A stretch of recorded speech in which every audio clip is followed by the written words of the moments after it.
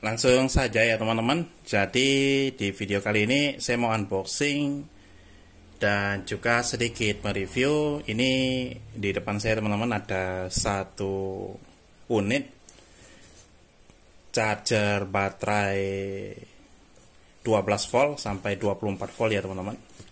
Nah, jadi mana tahu teman-teman mau beli charger untuk baterai motor atau baterai yang besar, baterai mobil atau baterai kapal.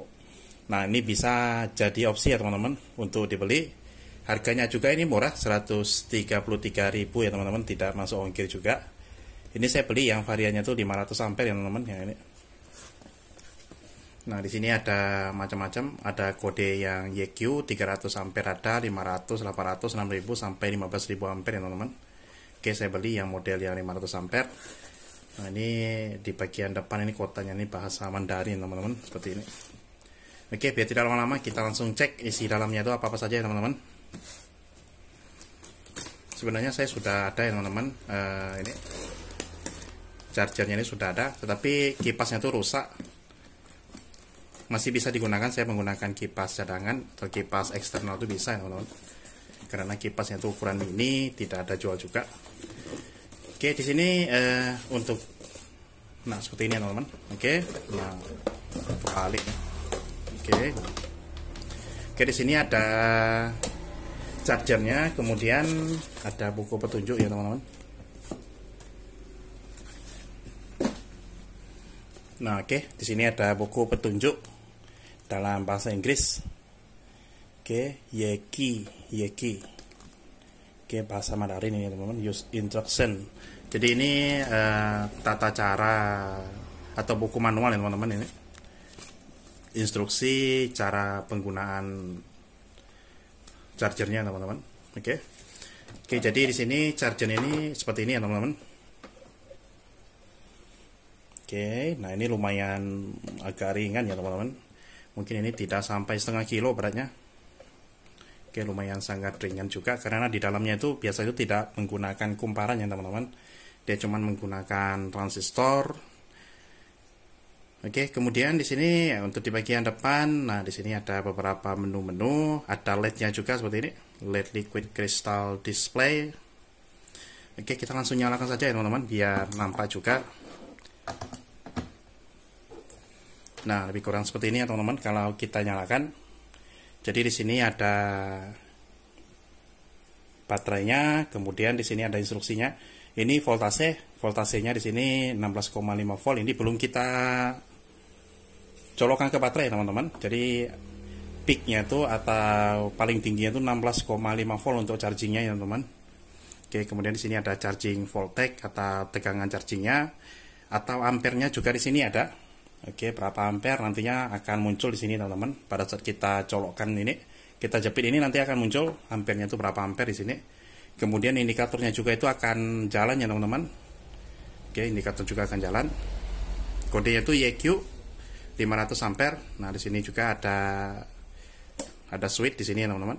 Kalau kita switch ke kanan di sini, maka di sini akan jadi otomatis dia. Oke, jadi otomatis. Kalau kita switch ke sebelah kiri di sini akan jadi manual. Oke, kalau kita pilih yang manual, oke, jadi ampernya itu akan terus ngisi ya teman-teman, stabil, dia tidak otomatis. Nah, kalau mau otomatis pilih yang otomatis. Oke, dia akan menyesuaikan nantinya teman-teman. Nah, ini kelihatan 14,8 volt. Kalau kita pilih manual dia 16,5 volt. Lebih tinggi ya teman-teman kalau kita menggunakan yang manual. Jadi kalau mau ngisi cepat tuh kita pilih yang manual. Oke, kita pilih yang manual. Ini juga bisa kita switch yang otomatisnya. Oke, selanjutnya di sini ada pilihan. Oke, di sini ada mobil, ada motorcycle. Oke, di sini juga ada indikator charging. Ini indikator charging, di sini ada charging indikator atau reverse connection. Jadi kalau misalkan kebalik di sini reverse connection. Kalau kebalik kutub negatif positif dia itu akan protect ya teman-teman. Oke, dia tidak akan rusak tetapi dia akan protect. Nah, seperti ini teman-teman.